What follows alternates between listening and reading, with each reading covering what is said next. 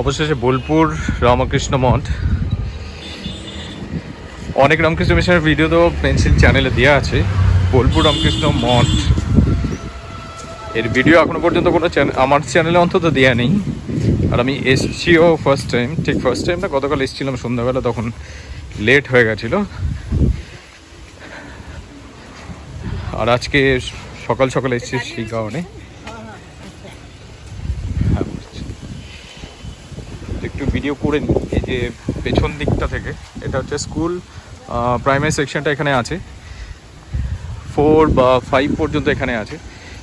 এখানটায় যেটা আছে সেটা হচ্ছে বড় করে একটা স্টেজ করা আছে এবং এখানে পুজো হয়। কালী পুজোটা খুব ধুমধাম করে এখানে হয়। এই জায়গাটাতে কালী পুজোর সময় আসবেন। ওখানে মংস কোয়ার্টার্স আছে এবং অফিস কার্যালয়। তো বোলপুর রামকৃষ্ণ মঠ, এটা সম্ভবত বোলপুর রামকৃষ্ণ আশ্রম ছিল আগে। মানে এইটা কি আশ্রম আগে বলা হতো, এখন মঠ বলা হচ্ছে এরকম? Just 2 minute. আমি মহারাজকে বললাম জাস্ট 2 মিনিট, জাস্ট 2 মিনিট। ঠাকুরের ছবিটা তুলে নিই, মহারাজের ছবিটা। হ্যাঁ হ্যাঁ ঠিক, আসছি মহারাজ, চলে আসছি।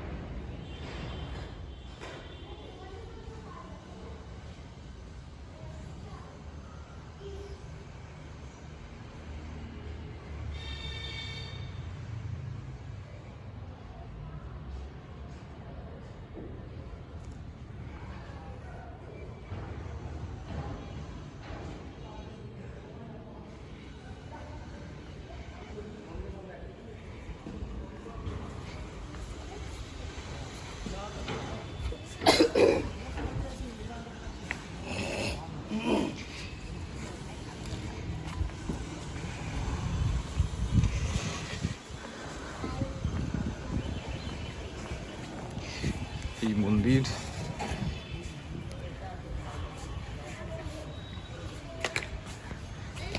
বোলপুর রামকৃষ্ণ মঠ। আর এখানে সেক্রেটারি মহারাজ বসেন, সেক্রেটারি মহারাজের কার্যালয়।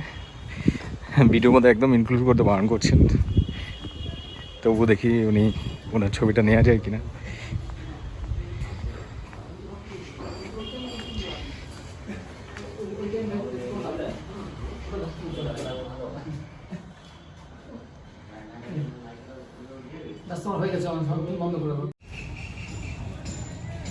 এখানে হচ্ছে মংস কোয়ার্টারের অ্যানেক্স লেখা আছে, রামকৃষ্ণ মঠ বোলপুর বীরভূম মংস কোয়ার্টার অ্যানেক্স।